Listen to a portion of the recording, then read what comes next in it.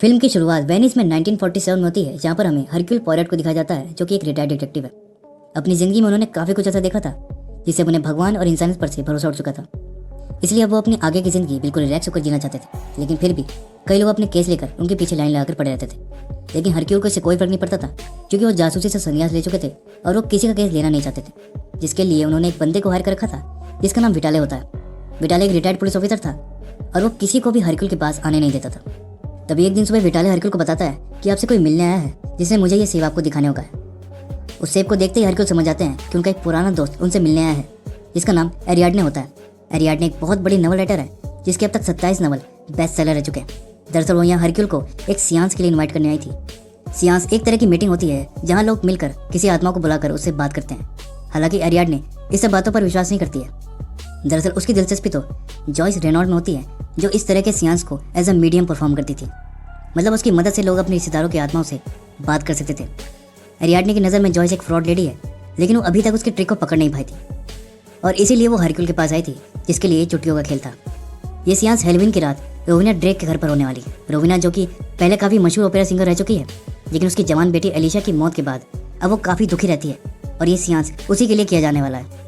अब क्योंकि हरक्यूल भूतों में बिलीव नहीं करता था, इसीलिए वो इसे प्रूव करने निकल पड़ता है। हेलोवीन की रात सारे बच्चे हेलोवीन सेलिब्रेट कर रहे होते हैं, जहाँ पर उनको एक ड्रामे के द्वारा रोविना के घर की भूतिया कहानी के बारे में बताया जाता है कि कई साल पहले यहाँ पर कुछ ऑर्फन्स बच्चे कुछ डॉक्टर्स और नर्स के साथ रहा करते थे। तब उस वक्त प्लेग की बीमारी फैली हुई थी और वो लोग उन बच्चों को इसी घर में बंद करके भाग गए थे, जिसके बाद इसी घर में उन बच्चों की मौत हो गई थी और तब से उन बच्चों की अतिरिक्त आत्माएं इस घर में भटक रही हैं, जो खासकर डॉक्टर वगैरह से काफ़ी नफरत करते हैं। अब पार्टी में एरियाडने हरक्यूल को बताती है कि 1 साल पहले एलिशा इसी घर की बालकनी से गिरकर मारी गई थी और लोगों का यही मानना है कि यहाँ के भूतों ने ही उसे गिराकर मारा था, जिस पर हरक्यूल कहता है कि भूत वूत नहीं होते। देन वह पार्टी में अब हम वहाँ की हेल्पर को देखते हैं, जिसका नाम ओल्गा होता है। ओल्गा वहाँ अकेले में बैठे एक बच्चे को सबके साथ खेलने को कहती है, जिसका नाम लियोपोल्ड होता है, जो कि उस घर के एक फैमिली डॉक्टर का बेटा होता है। लियोपोल्ड ओल्गा से कहता है कि उसे हेलोवीन पर खेलने से ज़्यादा हॉरर स्टोरीज पढ़ना ज़्यादा पसंद है। दरअसल लियोपोल्ड काफ़ी इंटेलिजेंट बच्चा है, जो अपने पापा का भी अकेले ध्यान रखता है, जिन्हें डिप्रेशन की बीमारी है। अब हरक्यूल की मुलाकात रोविना से होती है, जहाँ रोविना उसे बताती है कि इस घर में मुझे आवाज़ें सुनाई देती हैं, फुसफुसाने की, रोने की, सिसकियों की और चीखने की। इस पर हरक्यूल पूछता है कि आप भूत प्रेत में मानती हैं? इस पर रोविना कहती है कि मैं तो बस अपनी बेटी की मौत की वजह जानना चाहती हूँ और इसके लिए मुझे जो करना पड़ेगा मैं करूँगी। तभी वहाँ जॉयस की भी एंट्री हो जाती है, जिसने एक मास्क और कोट पहना हुआ था और उसके साथ उसकी एक असिस्टेंट भी होती है, जिसका नाम डेस्डेमोना होता है, लेकिन हम इसे मोना बुलाएंगे। जॉयस वहाँ आते ही कहती है कि उसे यहाँ कई सारी आत्माओं की आवाज़ें सुनाई दे रही हैं। जिस पर हरक्यूल कहता है कि मैंने अपनी लाइफ में ढेर सारे क्राइम्स देखे हैं, क्रिमिनल्स देखे हैं, वॉर देखी है, और अगर कोई सबसे बड़ा ईवल है तो वो इंसान है। इसलिए ना तो भगवान होते हैं और ना भूत, और ना ही इनसे बात करने का कोई माध्यम, और ये सब बस एक ढोंग है। तभी अचानक वहाँ एक झूमर नीचे गिर जाता है और फिर वो सारे बच्चों को वहाँ से निकाल देते हैं। और अब हरक्यूल झूमर के गिरने की वजह को खोजते हुए ऊपर की तरफ जाते हैं, जहाँ रास्ते में उन्हें वही मेंटली डिस्टर्ब डॉक्टर मिलता है। ओल्गा हरक्यूल को बताती है कि ये मिस्टर फेरियर हैं, जो कभी डॉक्टर हुआ करते थे, लेकिन आज इनको खुद इलाज की ज़रूरत है। दरअसल ये आर्मी में भी डॉक्टर की सर्विस देते थे और एक बार कई सैनिकों के ट्रीटमेंट के दौरान सारे सैनिक मारे गए थे, जिसका जिम्मेदार ये खुद को मारने लगे और इनकी दिमागी हालत ख़राब हो गई। इसके बाद ओल्गा हरक्यूल को एलिशा के रूम में ले जाती है, जहाँ वो उसको बताती है कि रोविना अपनी बेटी एलिशा से बहुत प्यार करती थी और वो अकेले इसी घर में रहते थे। जब एलिशा बड़ी हुई तो उसे मैक्सिम नाम के एक लड़के से प्यार हो गया था। फिर कुछ टाइम बाद मैक्सिम ने एलिशा को छोड़ दिया। धीरे धीरे फिर इस घर का असर भी उस पर पड़ने लगा, जिससे अब उसे भूत दिखने लगे थे, जिससे वो काफ़ी डरने लगी थी और उसकी हालत भी काफ़ी ख़राब हो गई थी। और एक दिन भूतों ने उसको अपने कब्जे में कर लिया और उसकी बॉडी पर निशान देकर उसे बालकनी से नीचे गिराकर मार दिया। इसी बीच बाकी लोग भी वहाँ जाते हैं और अब जॉयस वहाँ पड़ी एक डॉल को उठा लेती है, जो एलिशा की थी, और फिर वो उसका नाम बाबा बताती है, जिस पर रोविना कंफर्म करती है कि हाँ, इसका नाम बाबा द रैबिट है। और तभी अचानक वहाँ एक बल्ब फूट जाता है। अब वहाँ मैक्सिम भी आ जाता है, जिसे देख रोविना काफ़ी नाराज़ दिखाई दे रही थी और वो उससे पूछती है कि तुम यहाँ क्या कर रहे हो, जिस पर मैक्सिम बताता है कि उसे किसी ने यहाँ आने का इन्विटेशन दिया था। देन सब सियांस के लिए इकट्ठा होते हैं, जहाँ जॉयस, डिटेक्टिव हरक्यूल, उनका bodyguard Vitale, Ariadne, Rowena, helper Olga, Maxim, doctor Ferrier, assistant Mona और छोटा बच्चा लियोपोल्ड भी रहता है। जिस पर जॉयस लियोपोल्ड से कहती है कि तुम्हें डर नहीं लगता? जिस पर लियोपोल्ड कहता है एलिशा मेरी दोस्त है और मैं उसको देखना चाहता हूँ, और रही बात भूतों की तो मैं अक्सर उनसे बातें किया करता हूँ। इसके बाद जॉयस सियांस को स्टार्ट करती है, जिसमें वो एक टाइपराइटर का इस्तेमाल करती है। उसको वहाँ कई सारी आत्माओं की आवाज़ें सुनाई दे रही थी, जिसमें वो एलिशा की आत्मा से कांटेक्ट करने की कोशिश करती है। तभी टाइपराइटर में अपने आप वाई टाइप होता है, लेकिन ये एलिशा नहीं थी। और फिर ए टाइप होता है, यानी कि एलिशा की आत्मा वहाँ आ चुकी थी। ये सब देखकर सब हैरान हो जाते हैं, लेकिन हरक्यूल जॉयस के ट्रिक को पकड़ लेता है और उसे सबके सामने एक्सपोज कर देता है। दरअसल जॉयस की एक नहीं बल्कि 2 असिस्टेंट थे, एक मोना और दूसरा एक हिडन असिस्टेंट जो चिमनी में छुपा हुआ था और मैग्नेटिक रिमोट कंट्रोल से उस टाइपराइटर को चला रहा था। तभी वहाँ का दरवाज़ा भी अचानक जोर से खुल जाता है और जॉयस पॉजेस्ट हो जाती है और एलिशा की आवाज़ में बोलने लगती है। वो बताती है कि मैं बालकनी से गिरकर नहीं मरी थी, बल्कि मेरा मर्डर हुआ था। उसके बाद वो आत्मा जॉयस को छोड़ देती है और टाइपराइटर पर एम लिख के आता है। फिर हरक्यूल के साथ सब दरवाजे को चेक करते हैं और एलिशा की डॉल भी वहाँ से गायब हो चुकी थी। इसके बाद बाकी सब वहाँ से चले जाते हैं, जहाँ हरक्यूल जॉयस से कहता है कि मुझे पता है कि तुम नाटक कर रही थी। जिस पर जॉयस कहती है कि इस घर में काफ़ी सारे राज छुपे हुए हैं, जिन्हें जानना चाहते हो तो मेरी जगह ले लो और मेरा मास्क और कोट पहन लो। जिस पर हरक्यूल मान जाता है और जॉयस का मास्क और कोट पहनकर उस घर में घूमने लगता है, जहाँ उसकी नज़र एप्पल्स पर पड़ती है। फिर वहाँ पानी में पड़े एप्पल्स को मुंह से पकड़ने की कोशिश करने लगता है। शायद उसका ये कोई शौक रहा होगा। तभी कोई उसे पानी में डुबाकर मारने की कोशिश करता है और वो ऑलमोस्ट मर गए होते अगर विटाले वहाँ पर वक्त पर नहीं आ जाता। हरक्यूल विटाले को बताते हैं कि जॉयस ने उसे मारने की कोशिश की है, लेकिन कुछ देर बाद सबको जॉयस की चीख सुनाई देती है जो एक स्टैच्यू पर गिरकर मारी जाती है, जिससे सब लोग काफ़ी ज़्यादा डर जाते हैं। और अब सबको लगने लगता है कि घर सच में हॉन्टेड है। और अब क्योंकि जॉयस मीडियम बनने से पहले एक नर्स का काम करती थी, इसी वजह से बच्चों के स्पिरिट्स ने उसे अपना शिकार बनाया होगा। लेकिन अब सवाल ये उठता है कि डॉक्टर फेरियर अब तक कैसे जिंदा है। यहाँ हरक्यूल की हालत अभी भी ठीक नहीं हुई थी, जिस पर रोविना उसे शहद वाली चाय देती है और कहती है कि इससे तुम ठीक हो जाओगे। और वाकई में उसे पीने के बाद हरक्यूल बेहतर महसूस करने लगता है। इसके बाद वो कहता है कि यह किसी भूत का नहीं इंसान का काम है और ये एक मर्डर है जिसका पता वो सुबह तक लगा कर रहेगा और तब तक यहाँ से कोई नहीं जाएगा और ना ही पुलिस यहाँ आएगी। और फिर वो अपनी इन्वेस्टिगेशन शुरू कर देता है। फिर वो रोविना से पूछता है कि उस वक्त वो कहाँ थी, जिस पर वो बताती है कि वो म्यूजिक रूम में थी। फिर हरक्यूल रोविना से पूछता है कि एलिशा को क्या पसंद था और फिर रोविना उसे ऊपर एक सिगरेट गार्डन में लेकर जाती है, जहाँ वो बताती है कि ये एलिशा की फेवरेट जगह थी, जहाँ वो उसके साथ फूल उगाया करती थी, जिसकी मदद से वो मधुमक्खियों से शहद बनाते थे जो सेहत के लिए काफ़ी अच्छा होता है। लेकिन एलिशा के जाने के बाद सब बेकार हो गया और ये सब मैक्सिम की वजह से हुआ है, जिसने पैसों के लिए एलिशा को छोड़ दिया था और अब वो एक अमीर लड़की के साथ है। देन इसके बाद हरक्यूल ओल्गा से बात करता है, जिस पर वो बताती है कि मैं तो नीचे अपने काम में लगी थी। फिर हरक्यूल उसके पास्ट के बारे में पूछता है तो वो बताती है कि पहले वो काफ़ी धार्मिक थी और एज अ नन अपनी लाइफ जी रही थी। फिर उसको एक लड़के से प्यार हो जाता है जिससे वो रिलीजन से दूर हो गई थी और फिर इस घर में एज अ सर्वेंट काम करने लगी। तभी हरक्यूल को पानी टपकने की आवाज़ सुनाई देती है जो दीवार से आ रही थी, जो कि काफ़ी अजीब बात थी। कुछ देर बाद हरक्यूल जॉयस की बॉडी को चेक करने जाता है, जहाँ पर डॉक्टर फेरियर होता है। इसके बाद हरक्यूल बोलता है कि बॉडी पर कोई भी ज़बरदस्ती करने का निशान नहीं है, इसका मतलब शायद वो बालकनी से गिरकर ही मरी है, जिससे फेरियर थोड़ा परेशान दिखाई देता है। और फिर लियोपोल्ड वहाँ आकर उसे शांत करता है। फिर वो बताता है कि जब मैं फ़ौज में था तो मैंने कई मौतें देखी थी और जब मैं यहाँ आया तो मैंने एलिशा को भी तड़पते देखा, लेकिन मैं उसे बचा नहीं पाया। वो कहती थी उसे भूत दिखाई देते थे। वो पागलों की तरह यहाँ वहाँ देखकर बस चिल्लाती रहती थी। अब हरक्यूल को भी कुछ अजीब सा महसूस होने लगता है और वो फ्रेश होने के लिए वॉशरूम में जाते हैं, जहाँ पर उन्हें उनके पीछे एलिशा का भूत दिखाई देता है। लेकिन पलट कर देखने पर वहाँ कोई नहीं होता और फिर नल अपने आप चालू हो जाता है, जिसमें गर्म पानी आ रहा था और वो नल को बंद करके बाहर निकल जाते हैं, जहाँ लियोपोल्ड खड़ा मिलता है जो एक मिस्ट्री बुक पढ़ रहा था। हरक्यूल उस बुक की तारीफ करता है और इसके बाद वो दोनों असिस्टेंट से बात करता है, जिससे हरक्यूल को पता चलता है कि ये दोनों भाई बहन हैं और इनका बचपन काफ़ी गरीबी और दुख में बीता है।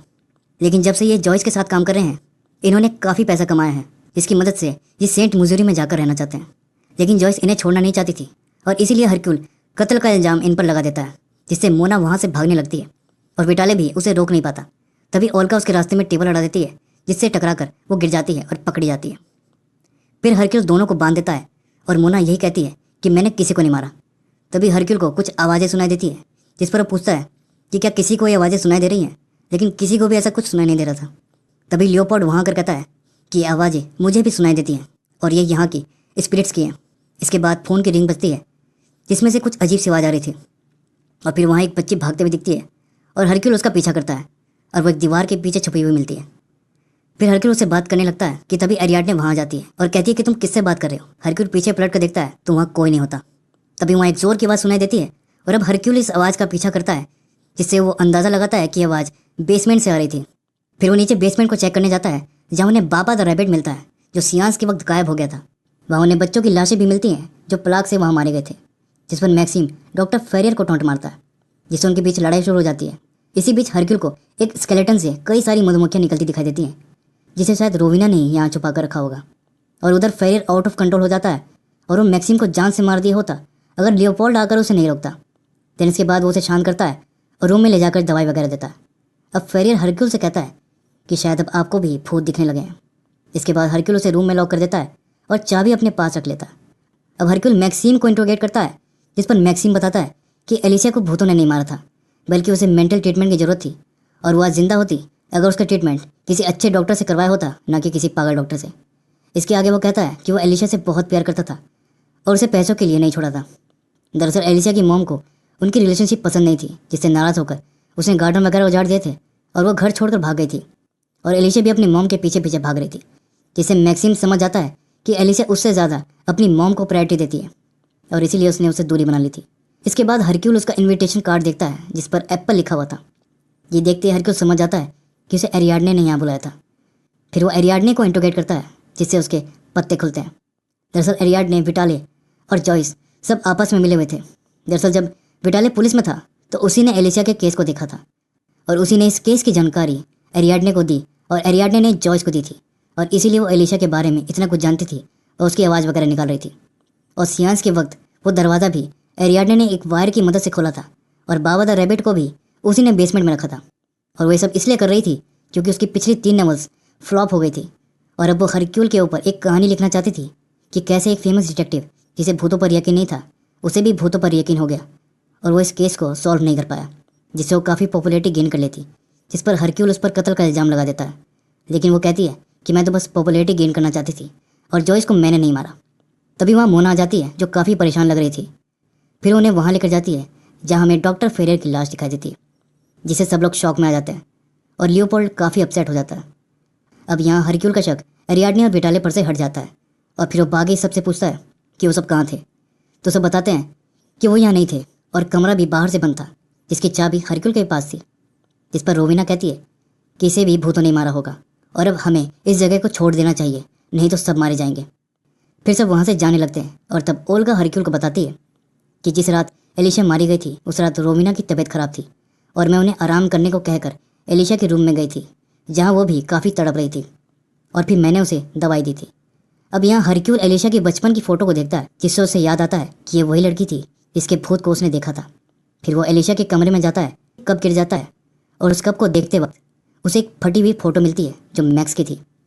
इसके बाद हरक्यूल घर को लॉक कर देता है और सबको इकट्ठा करके बताता है कि एलिशा का मर्डर हुआ था और इसके पीछे वही है जिसने जॉइस और फेरियर को भी मारा था और खूनी हमारे बीच में। और फिर वो एलिशा और मैक्स की फ़ोटो जोड़कर कहता है कि असली कातिल रोविना है, जिससे सब चौंक जाते हैं। और रोविना अपने बचाव में कहती है कि भला मैं अपनी बेटी को क्यों मारूंगी। इसके बाद हरक्यूल रोविना के पत्ते खोलना शुरू कर देता है कि उसने अपनी बेटी के साथ जिन फूलों को उगाया था उसमें रोडोडेंड्रॉन नाम का ड्रग पाया जाता है, जिससे उसने हनी की खेती की थी। रोविना नहीं चाहती थी कि एलिशा मैक्सिम से शादी करके उससे दूर जाए और वो एलिशा को अपने पास रखना चाहती थी और इसीलिए वो एलिशा की चाय में ये जहरीला शहद कम मात्रा में मिलाकर दिया करती थी, जिससे उसे हेलुसिनेशन होते थे और अजीब व गरीब चीज़ें दिखाई और सुनाई देती थी। यही रीज़न था कि हरक्यूल को भी अजीब आवाज़ें सुनाई दे रही थी और भूत भी दिखने लगे थे। तो जब ओल्गा एलिशा को दवाई देने गई थी तो उसने गलती से उसकी चाय में ज़्यादा हनी मिला दी थी, जिससे एलिशा की मौत हो जाती है। और जब रोविना को ये पता चलता है तो पुलिस से बचने के लिए उसने एलिशा की बॉडी पर घाव देकर उसकी लाश को बालकनी से नीचे फेंक दिया और लोगों को बच्चों के भूतों की कहानी सुनाकर इन सब पर पर्दा डाल दिया। लेकिन किसी को सच्चाई का पता चल गया था और वो रोविना को ब्लैकमेल कर रहा था और उसे काफ़ी पैसे ऐड चुका था और वो ऑलमोस्ट कंगाल हो चुकी थी, जिस पर उसे डॉक्टर फेरियर पर शक था, क्योंकि उसी ने एलिशा का पोस्टमार्टम किया था और वो किसी के साथ मिलकर उसे शायद ब्लैकमेल कर रहा था। इसीलिए रोविना ने वो सियांस रखा था ताकि वो उस दूसरे ब्लैकमेलर को पकड़ सके। जब जॉइस ने कहा कि एलिशा का मर्डर हुआ था तो उसे पता चल गया कि जॉइस ही वो ब्लैकमेलर है और इसीलिए वो उसे मारने आई थी। लेकिन उस वक्त हरक्यूल ने उसके कपड़े पहने हुए थे, इसलिए वो बच गई थी। लेकिन फिर बाद में रोविना ने जॉइस को बालकनी से गिराकर मार दिया था। और रही बात डॉक्टर फेरियर की, क्योंकि अब रूम लॉक था इसलिए रोविना ने डॉक्टर फेरियर को फ़ोन करके कहा था कि मुझे पता है कि तुम मुझे ब्लैकमेल कर रहे हो और अब तुम खुद अपने आप को मार लो, नहीं तो मैं तुम्हारे बेटे को मार दूंगी। अब फेरियर पहले से ही मेंटली वीक था, जिसका फ़ायदा रोविना ने उठाया और फेरियर ने खुद को मार लिया। अपनी पोल खुलते देख रोविना सबको लॉक करके टेरिस की तरफ भागती है, जहाँ हरक्यूल एक दूसरे रास्ते से उसका पीछा कर टेरिस पर पहुंच जाते हैं। यहाँ रोविना कहती है कि मैं बस अपनी बेटी के साथ रहना चाहती थी। तब उसके पीछे एलिशा का भूत दिखाई देता है, जिसे हरक्यूल भी देख लेते हैं और वो रोविना को खींचकर नीचे गिरा देती है और डूबने से उसकी मौत हो जाती है। अगले दिन हरक्यूल लियोपोल्ड से मिलता है, जिसमें लियोपोल्ड बताता है कि ये सब मेरी गलती थी। जिस पर हरक्यूल कहता है कि मुझे पता है कि तुम ही रोविना को ब्लैकमेल करते थे।